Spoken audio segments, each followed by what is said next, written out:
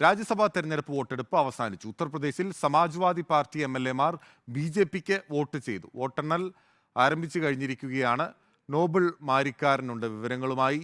നോബിൾ, ഉത്തർപ്രദേശ്, കർണാടക, ഹിമാചൽ പ്രദേശ് ഈ 3 സംസ്ഥാനങ്ങളിലാണ് രാജ്യസഭാ തെരഞ്ഞെടുപ്പ് നടന്നിരുന്നത്. അതിൽ UPയിൽ SP അംഗങ്ങൾ, അതിൽ പ്രത്യേകിച്ച് ചീഫ് വിപ്പ് ആയിരുന്ന വ്യക്തി ഉൾപ്പെടെ BJPക്ക് വോട്ട് ചെയ്തു എന്ന വിവരങ്ങളാണ് പുറത്തു വരുന്നത്.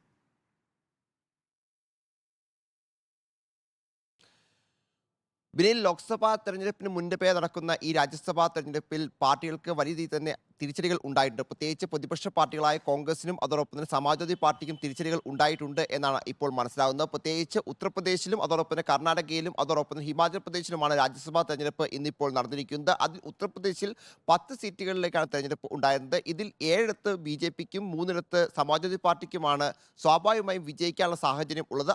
പക്ഷേ അതേസമയം ഇതിനകത്ത് ചില മത്സരങ്ങൾ കൂടി ഉണ്ടാവുക. പ്രത്യേകിച്ച് 10 11 സ്ഥാനാർത്ഥിയെ BJP നിർത്തുകയും സഞ്ജയ് സേത്ത് എന്ന മുൻ സമാജ്വാദി പാർട്ടി നേതാവ് അവിടെ സ്ഥാനാർത്ഥിയാവുകയും ചെയ്തതിന് പിന്നാലെ സമാജ്വാദി പാർട്ടിയിൽ നിന്നും വോട്ടുകൾ ചോർന്നിട്ടുണ്ട് എന്നാണ് ഇപ്പോൾ വിവരങ്ങൾ പുറത്തേക്ക് വരുന്നത്. ഇന്നലെ ഈ അഖിലേഷ് യാദവ് വിളിച്ച അത്താഴ വിരുന്നിൽ നിന്ന് 8 സമാജ്വാദി പാർട്ടി MLA മാർ വിട്ടുനിരുന്നു. 8 പേരും ഇന്നിപ്പോൾ BJPക്ക് അനുകൂലമായി വോട്ട് ചെയ്തു എന്നാണ് നമുക്ക് അറിയാൻ കഴിയുന്നത്. അതോടൊപ്പം തന്നെ സമാജ്വാദി പാർട്ടിയുടെ ചീഫ് വിപ്പ് ഉൾപ്പെടെ ഇന്നിപ്പോൾ രാജിവെക്കുകയും ചെയ്തിരുന്നു.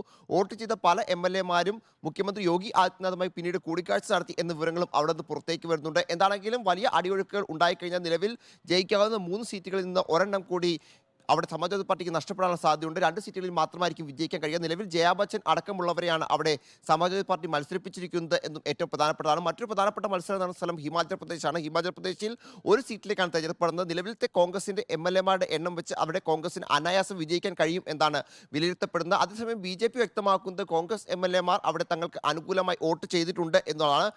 മനു അഭിഷേക് സിംഗ്വിയാണ് അവിടുത്തെ കോൺഗ്രസ് സ്ഥാനാർത്ഥി. അതോടൊപ്പം തന്നെ BJPക്ക് വേണ്ടി ഹർഷ് മഹാജൻ അവിടെ മത്സരിക്കുകയും ചെയ്യുന്നുണ്ട്. അതേസമയം കോൺഗ്രസ് ക്യാമ്പിൽ നിന്ന് വ്യക്തമാക്കുന്നത് MLA മാരെ ഭീഷണിപ്പെടുത്താൻ BJP ശ്രമിച്ചു എന്നുള്ളതാണ്. പക്ഷേ MLA മാർ ആരും അത്തരത്തിൽ BJPക്ക് അനുകൂലമായി വോട്ട് ചെയ്തിട്ടില്ല എന്നുള്ളതാണ്. കർണാടകയിലാണ് മറ്റൊരു തെരഞ്ഞെടുപ്പ് നടന്ന സ്ഥലം. അവിടെ 4 സീറ്റുകളാണ് തെരഞ്ഞെടുപ്പ് നടന്നത്. അതിൽ 3 കോൺഗ്രസിനും 1 JDS BJP സഖ്യത്തിനുമാണ് വിജയിക്കാൻ സാധ്യത ഉണ്ടായിരുന്നത്. എന്താണെങ്കിലും അവിടെ വലിയ അടിയൊഴുക്കുകൾ ഉണ്ടായിട്ടില്ല എന്നാണ് മനസ്സിലാവുന്നത്. പക്ഷേ ഹിമാചൽ പ്രദേശിലും അതോടൊപ്പം തന്നെ ഉത്തർപ്രദേശിലും പാർട്ടി വോട്ടുകൾ, പ്രത്യേകിച്ച് സമാജ്വാദി പാർട്ടിയുടെയും ഒപ്പം കോൺഗ്രസിന്റെയും വോട്ടുകൾ മറിഞ്ഞിട്ടുണ്ട് എന്ന വിലയിരുത്തലുകളും അതോടൊപ്പം അത്തരത്തിലുള്ള നിരീക്ഷണങ്ങളുമാണ് പല കോണുകളിൽ നിന്ന് വരുന്നത്. എന്താണെങ്കിലും വോട്ടെണ്ണൽ ആരംഭിച്ചിരിക്കുന്നു. അല്പസമയത്തിനകം തന്നെ ഫലപ്രഖ്യാപനം ഉണ്ടാകും. നമുക്കറിയാം, സ്വാഭാവികമായി വളരെ കുറച്ച് വോട്ടുകൾ മാത്രമാണ് എണ്ണുവാൻ ഉള്ളത്. അതുകൊണ്ട് തന്നെ 1 മണിക്കൂറിൽ തന്നെ ഫലപ്രഖ്യാപനം പ്രതീക്ഷിക്കുകയും ചെയ്യുന്നുണ്ട്. അതിനുശേഷം മാത്രമായിരിക്കും ഏതെല്ലാം തരത്തിലാണ് അടിയൊഴുക്കുകൾ SPയുടെ വോട്ടുകൾ കാര്യമായ രീതിയിൽ BJPയിലേക്ക് പോയിട്ടുണ്ടോ? നിലവിൽ 10 സീറ്റുകളിൽ തെരഞ്ഞെടുപ്പ് നടന്നപ്പോൾ സ്വാഭാവികമായും 7 സീറ്റുകളിൽ BJPക്കും 3 സീറ്റുകളിൽ SPക്കും ജയിക്കാനായിരുന്നു. പക്ഷേ 1 സീറ്റ് അധികമായി BJPക്ക് ലഭിക്കുന്നുണ്ടോ എന്നുള്ളതും, ഒപ്പം മനു അഭിഷേക് സിംഗ്വിക്ക് ഏതെങ്കിലും തരത്തിൽ ഹിമാചൽ പ്രദേശിൽ ഹൈക്കമാൻഡിന്റെ വിശ്വസ്തം കൂടിയായിട്ടുള്ള മനു അഭിഷേക് സിംഗ്വിക്ക് ഏതെങ്കിലും തരത്തിൽ ഹിമാചൽ പ്രദേശിൽ നിന്ന് തിരിച്ചടി ലഭിക്കുന്നുണ്ടോ എന്നുള്ള കാര്യത്തിൽ അല്പസമയത്തിനോടകം തന്നെ വ്യക്തത ലഭിക്കും. നോബിൾ മാരിക്കാരനാണ് വിവരങ്ങൾ നൽകിയത്.